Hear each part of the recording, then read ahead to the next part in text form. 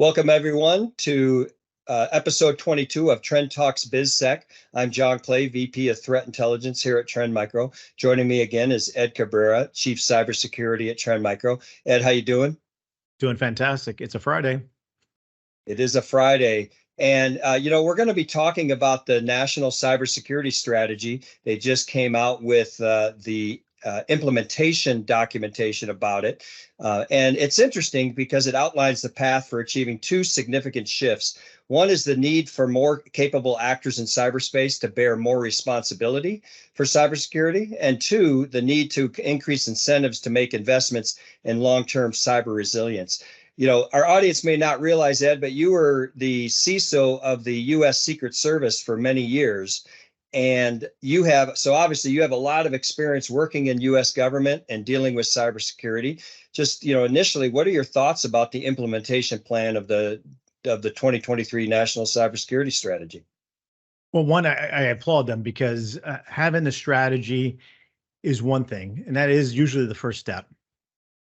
It's then executing, right? So this implementation plan speaks to exactly that. However, I will say the one caveat, it's very ambitious, right? You have 65 individual initiatives that they're going to be focusing in on. And so when you look at what's the path to success when it comes to these 65 initiatives? Well, there's a lot of headwinds, right? You have a lot of the work that has to require to be done here is public-private partnership, which we always like to say and say we're doing it and we're doing it better, but there's always more that can be done. Then you have the political nature of everything that involves cyber, and then the political nature of administrations and the Congress. And so there's a lot of headwinds. And then, as we were talking about before, it's the speed of technology. So these 65 initiatives could take 1, 2, many years, many administrations. And to be perfectly honest, technology will have already shot past. And be specific, in it right now, AI is not mentioned. Or not even addressed, although we know that they're addressing it or focusing on it, but it's not a part of that strategy and it's not a part of the implementation plan. So that is a challenge. Yeah, it encompasses 5 pillars, and you said 65 initiatives as part of it. The one thing I do like, though, Ed, is even though you say there's headwinds, but they have outlined which agencies in charge of each of those 65, and they've put a date on when it needs to be completed. So at least we have that in place, but it's still, like you said, government, right? It usually runs a little slower than what we all expect it to do. So, the likelihood that they'll hit those dates is pretty low. But for today, I wanted to, we can't cover all 5 in our time today. We'll probably end up taking talk about some of the other ones. But today I want to do the first 2. The first one, pillar 1, is defending critical infrastructure. Right. So let's talk a little bit more about how they plan to implement better critical infrastructure strategy in this place. Any thoughts absolutely. on it? Yeah, no, absolutely. So defending critical infrastructure, again, it really depends a lot on a public-private partnership. If 80% plus of critical infrastructure resides in private industry, well, we had to have much more of a tighter integration and partnership to be able to get it done. And so, there's a lot of challenges here, right? So from a technology perspective, and sort of that cross-cutting technology across all critical infrastructure sectors. Just recently in the news, we've talked about Microsoft and the challenges that they have, and the Chinese actors targeting government agencies, about 25 organizations in all, but some critical emails and email inboxes of even the Commerce Secretary. So when you look at what do we need to do, it really ties into even the idea of, okay, how is that software supply chain being put together? How are we integrating it? Microsoft even came up with a challenge here. They basically said they couldn't do a root cause analysis because of the logs. Some of these organizations we're not paying for the logs. And so there's a big question out there right now, and there's a lot of people writing about it, is like, should Microsoft be providing those logs or access to those logs for free instead of making a paid subscription? For this case, I don't know if it's a long-term adjustment that they've done, but it's been reported that they've now made those logs accessible. So yeah, the one thing I do like is that it looks like they're trying to establish the main framework, which is NIST. So the NIST framework, so all of these critical infrastructure and the different agencies abide by or follow through with the NIST framework, which is always a good thing to have a game plan, right, and try to put that in motion. So that looks like it'll be pretty interesting to see how that works. Obviously, working with other agencies and how that works out. And but if going from kind of a siloed approach where every agency has their own model and what they follow to everybody centralized into a single one, I mean, you think that will work well? I think standardization is critical and key, right? And we've seen some successes behind it, right? Obviously, NIST, when it comes to enterprise risk management and cyber risk management in particular, has been instrumental, obviously, creating and identifying those security controls that organizations should be, technical, operational, administrative security controls that have to be implemented or should be implemented. Right. So I see the framework, and I've always been a big fan of the framework, is the fact that now it becomes almost a de facto or common language that we're actually talking amongst all, be it public sector and private sector, right? This is sort of the language that we're going to be speaking, which then dovetails into like the MITRE ATT&CK framework, right? Going into the MITRE ATT&CK framework, utilizing that as that common layer of threat intelligence and information sharing, sort of standardizing the way information is shared, but what information goes into it, right? And so, what is important. So all of this, I think, is very important. Yeah, so this is all part of that integrating the federal cybersecurity centers into a single kind of entity. The other aspect of this is CISA wanting to look at the reporting mechanisms. They want to look at improving information sharing. I'd like to hear your thoughts and your experience on information sharing, Ed, with the U.S. government, because obviously at Trend Micro we do some information sharing with CISA and some of the other agencies and stuff. But thoughts around how they could improve this, and are they moving in the right direction here? Yeah, I mean, I think it's one thing that we've been very forward-leaning is around threat intelligence, information sharing at the strategic, at the national level, but even at the tactical and even at the case level when it comes to law enforcement and supporting international law enforcement and federal law enforcement. So one thing, I think it's critical to all organizations, right, as much as they possibly can, be able to participate. Like you said, we participate with under the CISP program now, JCDC, with DHS, the National Security Administration's Collaboration Center, Cyber Command. And so there's entities, and then the ISACs, right? And where we can actually provide an information share there. I think there's a long sort of road ahead for those, because I think I've always said cyber criminals and to some extent nation state actors are able to scale trust. But, we in the federal government, it's hard for us to scale trust even amongst us good guys, right?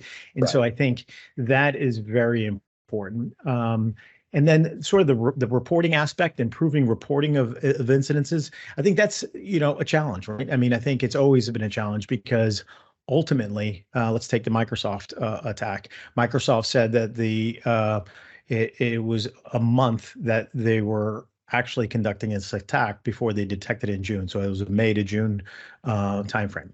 Well, a lot can be done in a month, and so this is the kind of things that you're trying to do as an organization, whether you're a public sector agency or department and or private industry, company. It takes time to be able to develop the root cause analysis. And look at Microsoft. They've come out and says they still don't know how those keys, were actually utilized or accessed, so to speak. Yeah. And so this is Microsoft, and they're saying they're having challenges, right? And so you think about some of the requirements that is coming down about immediately reporting within 24, 48, 72 hours, depending on what you're looking at as far as a mandate or regulation. On the surface, it's definitely, important, but in an actually application, that becomes hard. I mean, it's a challenge. Yeah. Not that organizations shouldn't do it because it's hard. We should be doing it because it's hard, right? Because I think it's critically important to be able to speed up the abilities that organizations can identify attacks, respond, and recover from attacks. So speed is important across the board. Yeah, excellent, Ed. And one of the things we tell our customers all the time is to ensure you have an incident response plan. So one of the last things I want to highlight in Pillar 1 is that they want to update the federal incident response plan and processes. You obviously had to deal with this and at the Secret Service. So, I mean, thoughts around this? I mean, I'm assuming right now a lot of these agencies have their own incident response plan. So maybe is it trying to combine everybody into having the same framework with that? Yeah, we participated and contributed to many other previous iterations of the response plan. It's a challenge to say the least, right? Because to say there's stovepipes in the federal government is an understatement, right? And so when it comes to who's responsible when and where, and what are those roles and responsibilities of those entities, it quickly becomes clouded. I mean, it becomes a challenge. I think from the outside looking in, everybody assumes or thinks about the federal government as this homogeneous entity, and that it's just it's very easy to do things, right? You just have to do them. And in DHS alone, you have 22 different agencies, right, that fall under DHS. And so you look at DOD and you look at other civilian, departments. It becomes a challenge when you're trying to establish this national cybersecurity incident response plan. And so I would say, it's one of those ambitious things. Ambitious. and what ends up happening is ultimately the plan comes out, it's incomplete, and it's very, very, very high level. So there is the plan, and then what you would think or suspect or what needs to be included is, the playbooks for that plan, right?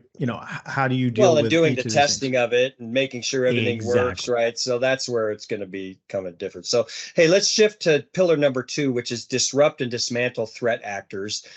This is another one that I think is going to be an interesting one because it kind of outlines the ability and the want of the government to do more offensive capabilities, doing things with other nation states to try to dissuade cyber criminals from being harbored in those states. But this is an interesting one that I think will be pretty key for the U.S. government to hit on, just because of the amount of threat actors that are outside of the U.S. government targeting U.S. government companies and agencies, right? No, absolutely. I think what I like about even this focus is that we've been saying this collectively in federal government for quite some time, that we need to do a better job to disrupt and dismantle, right? Yeah. And when it comes to cybercrime, APT from a separate point of view, but from a cybercrime perspective, it's like going after organized crime, but obviously cybercrime and cybercrime groups and crime as a service and ransomware as a service sort of crews that operate pretty much at will. Right. They operate, me and you've talked about many times, in this digital safe havens, and they operate in these physical safe havens. So the digital safe havens is the pseudo anonymity within these cyber criminal undergrounds. They associate and create these NICs with a certain reputation, and that's how that reputation within the cyber criminal undergrounds becomes currency, and they're able to then effectively do business within the cyber criminal underground. And the end result is high impact, high consequence cyber attacks. So the two things that makes all of that work well is trust and money. And so what do you do usually when you go after large organized crime groups? be it narco groups and or traditional um, organized crime groups, you follow the money and you go after the money. Yeah. And so I think those are the unique opportunities there. And then going after the trust aspect is another opportunity here. And I think in the past, when we looked at cyber, all things cyber as strictly as a law enforcement activity, not necessarily from a defense perspective, we've always approached it as, well, we can't really do this hack back per se. Right. We can't be as offensive as we can to go after individuals, infrastructure, and so forth. But I think things and times have changed because now you Yeah. enter the APT and the results of, say, the Russian invasion of Ukraine, the cyber activity surrounding it, the increased attacks by China. So I think what has happened is this greater understanding that we can sort of take some of the gloves off. And we saw Right. it with Ukraine, and we had NSA do hunt forward teams to great success.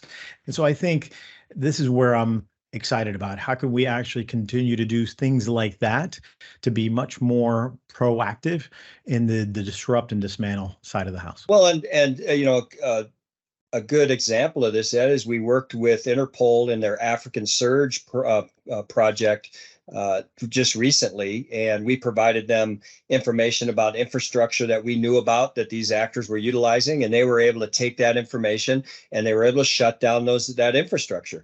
They also were able to go and do some arrests on against some of the actors. So, but a point you brought up was follow the money, and what I do like about it, there is a section in here that talks about supporting other countries' efforts to adopt anti-implement and implement the global anti-money laundering and countering the financing of terrorism standards for virtual assets. So we certainly are going to see probably more support of trying to go after that money and minimize that money or prevent it from being utilized by the criminals, right? Yeah, I mean, it was very successful. Yeah, absolutely. Absolutely. Going after the money was very successful in the 90s, going after narco um, cartels, right? And so going after these cartels, going after and targeting the financing and the funny and the money associated with it, Yep. doing, under FATF, really achieving a lot of sort of a unified approach across countries globally to go after these assets, right? And then Yep. and the money itself. So on the drug enforcement side, it's been very successful over the years going after the money. It's just now we're having to shift. Maybe it's not as easy or because obviously from the drug aspect, a lot of it is cash-based, Yeah. money movement and money laundering. Obviously now with cyber criminals, we're talking about cryptocurrencies, digital Yeah. assets, and it's very dynamic in nature. And being able to go after those funds is going to be a challenge. But it's one of those things, to your point, until you really have to say you're going to do it and start focusing on how you're going to do it. Yeah. And the thing I just really like about it is they do want to enhance the public-private partnership because like you mentioned, it's not going to happen without that. We have as a private company, we have a lot of threat intelligence that we can share with them and to support that. There's a task force on ransomware that the U.S. government is part of this strategy that they want to take and figure out how to disrupt and dismantle the ransomware gangs out there. And we're seeing some evidence of that happening. There's been some, arrests by the Klopp group. There's been arrests with some of the other Evil Corp and some of that. So that's always good. But I think, Ed, I mean, the bottom line here is I think, having a plan and implementing it now is good for the U.S. government and good for the U.S. Corporate entities out there that'll be part of this whole thing. And as a security provider, Trend Micro will continue to support all of these efforts in the future. So any last thoughts about this? No, I'm always excited that we're able to at least put down what our strategy should be and how we're actually going to achieve it. So that alone is a huge step forward. Yeah. I think the devil's in the details, and like you said, at Trend, we're really focused on doing whatever we need to do at any level to be able to do our part. So. Yeah. So everybody, again, as I mentioned, we only went over 2 of the 5 pillars. Ed and I will probably come back and do a couple of the other ones just because of time. But everybody, thanks for joining us at episode 22 of Trend Talks BizSec. And we'll be back for another round in the near future. Ed, have a great day. Thanks for joining me, and we'll talk. You too.